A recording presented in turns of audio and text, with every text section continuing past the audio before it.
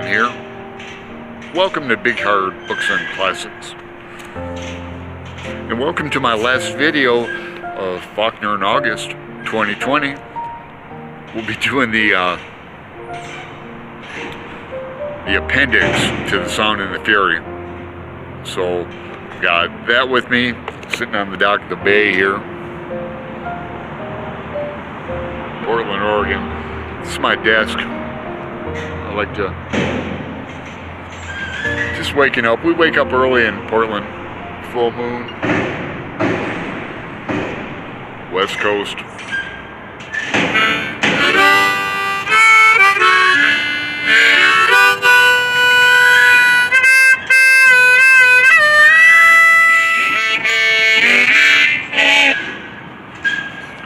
To the book. So the infamous William Faulkner Appendix, the Compson obituary. This is how Faulkner put it, because it's really an obituary, not a segregation. Compson, 1699 to 1945. This appendix was reprinted under Faulkner's direction in 2 subsequent editions of The Sound and the Fury. It goes back all the way back to the Ikematobi Indians, the Ikematobi tribe. We're not going to go back that far. We're going to just start out with, we could go back to Charles Stewart. Now he appears in Absalom, but I don't want to digress that far. So we're going to just start with Jason 3, the father.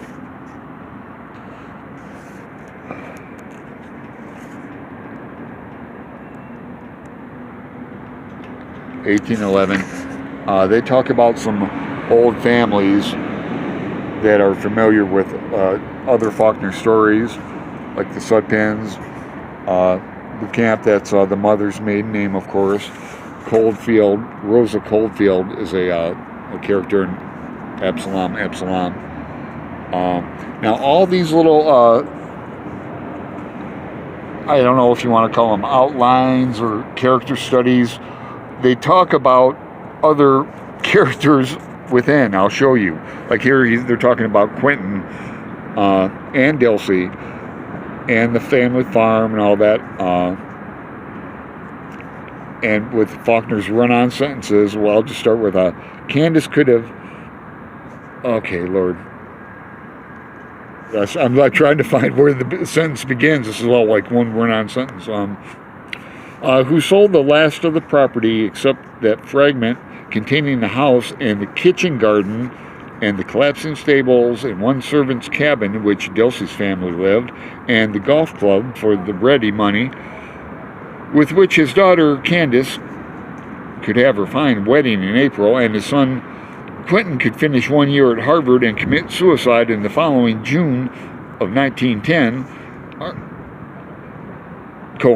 already known as Old Compson Place, even while Compsons were still living in it on that spring dusk in 1928, when the old governor's doomed, lost, nameless 17-year-old great-great-granddaughter robbed her last remaining sane male relative, her uncle Jason 4, of his secret hoard of money, and climbed down a rain pipe and ran off with a pitchman and a traveling street show, and still known as the Old Compton, just on and on. So then we get into Quentin 3. Check this out. This goes. Who loved not his sister's body, but some concept of Compson honor precariously, and he knew well, only temporarily supported by the minute, fragile membrane of her maidenhead as a miniature replica of all the whole vast globy earth may be poised on the nose of a trained seal. Okay? Second sentence, who loved not the idea of the incest which he could not commit, but some Presbyterian concept of its eternal punishment. He, not God, could by that means cast himself and his sister both into hell, where he could guard her forever and keep her forevermore intact amid the eternal fires. Now that, Roz brought up like Persephone, going to hell in that, and then Quentin's would be Hermes goes after her, right? So we get into that. Now look at Candace. So you think you're going to get a lot of Candace? No, you get a lot of Quentin. Knew the brother loved death best of all and was not jealous, would, and perhaps in the calculation and deliberation of her marriage did, have handed him the hypothetical hemlock. Was 2 months pregnant with another man's child, which regardless of what its sex would be, she had already named Quentin after the brother whom they both, she and her brother, knew was already the same as dead when she married 1910. Pretty the same as dead when she married 1910, an extremely eligible young Indianan she and her mother had met while vacationing at French Lick the summer before. Divorced by him 1911, now that's Herbert Head. Married 1920 to a minor movie picture magnate, Hollywood, California. Divorced by mutual agreement, Mexico, 1925. Vanished in Paris with the German occupation, 1940. Still beautiful and probably still wealthy too, since she did not look within 15 years of her actual 48 and was not heard of again. Except there was a woman in Jefferson, the county librarian, a mouse-sized and colored woman. Okay, so you can see it's Faulkner's getting off on his like little storytelling. And then we get the librarian here a few pages later. This is doing math, very easy math. Katie made an appearance. Jason saw her too. The librarian's name, by the way, is Melissa Meek. Interesting name, huh? Negress. Yeah, and Dilsey's eyes are bad. It's Caddy. Jason the fourth. Now, here in Jason's, we get stuff on, let me finish off. Faulkner doesn't even finish off Caddy's section. There's no period. He just goes off. But I enjoy reading the appendix.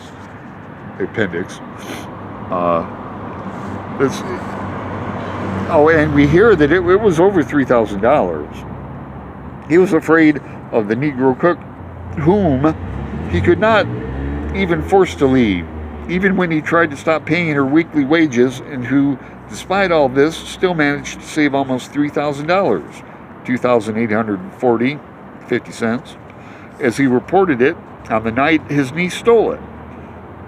In niggard and agonized dimes and quarters and half dollars, which hoard he kept in no bank, because to him a banker too was just one more Compson, but hid in a locked bureau drawer in his bedroom, whose bed was made and changed himself, since he kept the bedroom door locked all the time save when he was passing through it.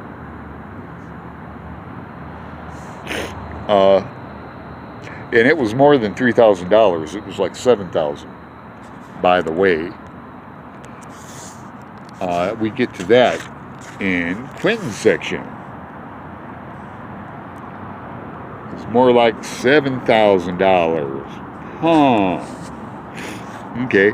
And Jason is still his rage. He's all resentful for it all these years later. But he, for the past 16 years, he was resentful for it. He finally kind of settled down with Lorraine. But you thought I skipped over Benjamin, didn't you? Benjamin, our last born, sold into Egypt.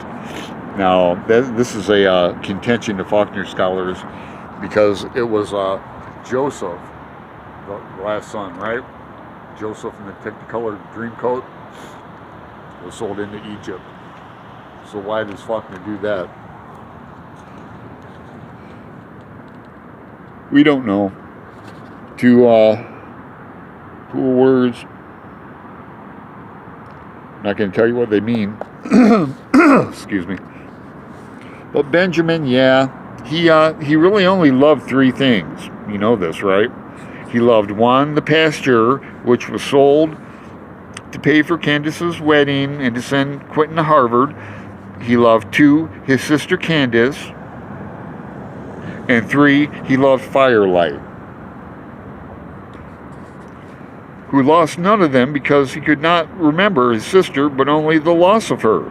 The Firelight was the same bright shape as going to sleep. And the pasture was even better sold than before because now he and TP could not only follow Timeless along the fence, the motions which it did not even matter to him were human beings swinging golf sticks. TP could lead them to clumps of grass or weeds where they would disappear suddenly in TP's hand, small white spellrose, which completed with and even conquered what he did not even know was gravity and all the immutable laws when released from the hand toward plank floor or smokehouse wall or concrete sidewalk. Gelded 1913, committed to state asylum, Jackson 1933. 20 years, man, they put up with him. But he was gelded in 1913, that he castrated, gelded. Oh, Lord. That was all. The others were not Compsons. They were black. Now, TP went on to Memphis, Beale Street. Seems like he was successful. Froni, Dilsey's daughter, was married. She went to St. Louis to live. Later moved back to Memphis to make a home for her mother since Dilsey refused to go further than that. Old Lester, a man of 14, who was not only capable of the complete care and security of an idiot twice his age and 3 times his size, but could keep him entertained. And old Dilsey, they endured. Whoa. Well, there you have it. Faulkner in August 2020. Hey, I want to thank everybody, especially the Boxer group. We had a great group of people this summer. And, you know, Roz for the videos, Jack, Rambling Rick on Tier, a lot of insight. And I think he still has one more video coming. And then we had Freddie and Hester. So that makes 2 people in England and then across the country. Ramsey at Rajathon did some excellent videos. We'll see you next Faulkner in August 2021 for Sanctuary. Can't wait. So, peace out.